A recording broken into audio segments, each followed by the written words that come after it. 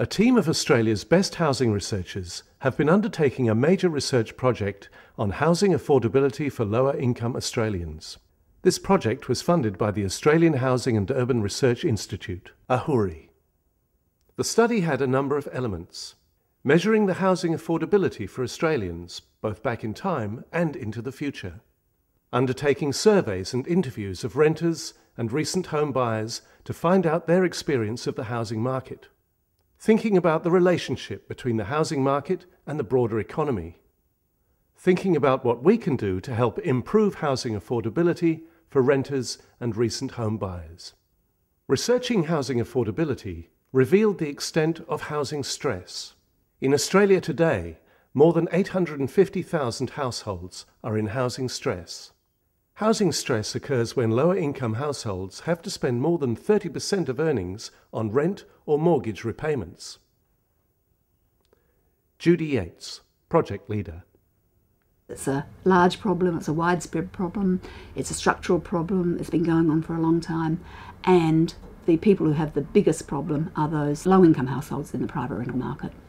Well, for the average person, it's very expensive, and if somebody on an average wage or a pension like I am, they're finding it very hard to make ends meet. They pay their rent, then they pay their bills, and whatever's left over, which isn't very much, is what you're supposed to feed yourself and your family. There are going to be more people in rental housing in a couple of generations' time, and people in rental housing are the ones who've got the biggest affordability problem. So the sort of modelling work we did showed a rise in the proportions and numbers of households who've got affordability problems into the future. Terry Burke, project survey coordinator. Well, we used the traditional social science methods of the large-scale survey, supplemented by focus groups who were nominated or nominated themselves from the survey process, and actual face-to-face interviews. There's a sizable minority, around about a quarter of the renters, who were really doing it tough, and by that we mean sort of having experienced severe compromises in their life. For example, they were having to go to charity or other voluntary agencies to get financial assistance with the rent. They were having to pawn or sell goods to pay the rent, or alternatively they were moving incessantly to avoid being evicted because of the rent charges. Now that's quite a severe level of hardship. You can't go anywhere, you can't, well, I can't own a car because I couldn't afford that. People that do own a car are kind of scratching around trying to put a couple of dollars worth of petrol in, because a few around here do that. But it does, you can't go anywhere. Once your pension's spent, your rent, you go get your money, pay your rent, buy $50 worth of groceries, and then you've got to kind of eke out that till the next fortnight. And I'm not just the only one, everybody's doing that. So I think the main finding was how many actually saw themselves in a long-term rental situation and foresaw a situation where they were never going to escape from that. Around 40% were going to be lifetime renters, which raises questions about how we now see the private rental sector in Australia and the associated policies. I got in trouble this year because I needed to get a breathing apparatus, if that's what it's called, and till the medication kicked in type of thing. Well, I had to take stuff to the op shop to sell it to get the money for that, because you know your rent's got to be paid. You've got $150 to last you for 2 weeks, and if anything unexpected comes up, you just can't do it.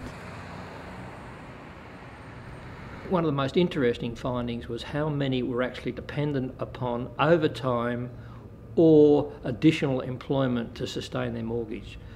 Just on 50% were in overtime or in another job because of the need to sustain their mortgage.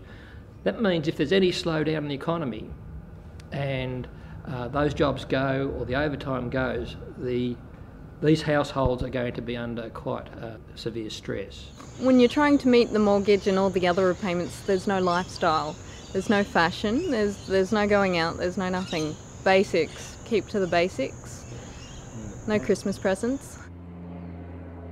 We asked both renters and purchasers whether they felt that they were at a better housing position than their parents at an equivalent stage in their life. And it was interesting that despite the wealth of our society, 44% of our sample said that their actually parents were better off in the housing market than they are now. And I think that says something about how we've managed to distribute the housing cake over the last 10 years. We've concentrated too much on the size of the cake and not enough on how the cake is to be distributed. And I think that's a challenge for us in the future. Mike Berry, leader of the economics study. With increasing economic inequality and income inequality, lower income people in lower wage jobs are being pushed for housing reasons further away from the centre where many of the new high value jobs are, but also where many of the low paid service sector jobs are. If you think about something like the hospitality sector in the centre of a large city like Sydney, it's very difficult to see how people who work for low wages in those sorts of jobs can afford to be within commuting distance even of those jobs. If you're a person working in the housekeeping division at a hotel in Manly and you've got to get back to your house in the southwest of Sydney at 3 in the morning, no one could say anything other than that's a challenge. We, like many other industries, will be part of a chorus looking for government policies that allow for essential worker housing near and within proximity to the places where people work. It's part of our commitment to our employees, to a duty of care almost, to make sure they can get to and from home safely. They don't have to spend hours away from their family travelling. An industry that's both labour intensive and in flexible time, of course we're going to be part of that cheer squad. I think the real problem begins when housing markets stop booming and when they turn over the top and housing prices begin to fall, particularly in some of the least favoured and well-located areas. When that happens, people's wealth declines, especially if interest rates are going up at the same time, so their disposable income goes down, they stop consuming or they cut back their consumption. The sum total of millions of people doing that at the same time for the economy is a sharp decline in aggregate demand, sharp decline in economic activity and a rise in unemployment. So you can actually get a declining housing market triggering and then feeding into an economic recession. And that's what we're starting to see in the US case at the moment with the US subprime mortgage crisis, as it's called. Simon Pinniger, AHURI Centre Director. Well, present frameworks are at best only partially responding to the immediate pressures faced by many of our renters and recent purchasers, and have been sleeping when it comes to thinking about long-term implications. Vivian Milligan, AHURI Centre Director. Australia lacks a framework for investing in rental housing and then protecting it for the long term for low-income households. Well, I think the strategies that we need fall into two broad areas. The first set of strategies which we highlight are strategies that really aim to reduce speculation in house and land prices and to achieve long-term stability in our housing market. The second set of strategies aim to help people who are in housing stress, so they're targeted at individual households. I mean, housing affordability challenges are complex and they can't be addressed by any one level of government acting alone.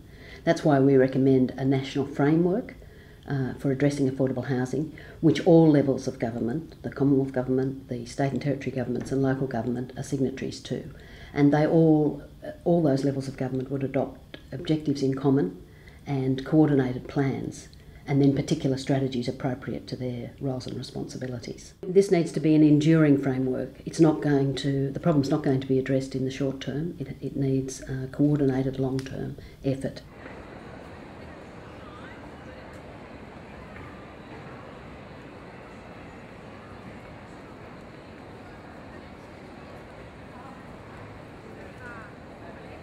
Up until nearly 3 years ago, I've been moved about 30, I counted up one day 37 times or something in 20 years. You move 6 months and you don't like it, or something goes wrong, or you can't afford the rent, so you find somewhere else. And it costs you heaps of money to get everything transferred, but it's like a holiday, I suppose.